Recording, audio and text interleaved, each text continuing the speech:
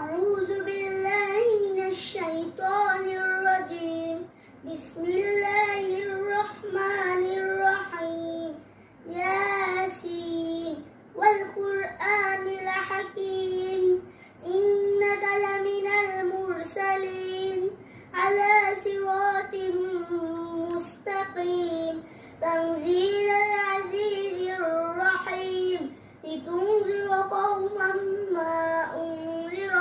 آباؤهم فهم غافلون وقد حق القول على أكثرهم فهم لا يؤمنون إنا جعلنا في أعناقهم أغلالا فهي إلى الأذقان فهم مقمحون وجعلنا من بين أيديهم سدا ومن خلفهم سدا فأغشيناهم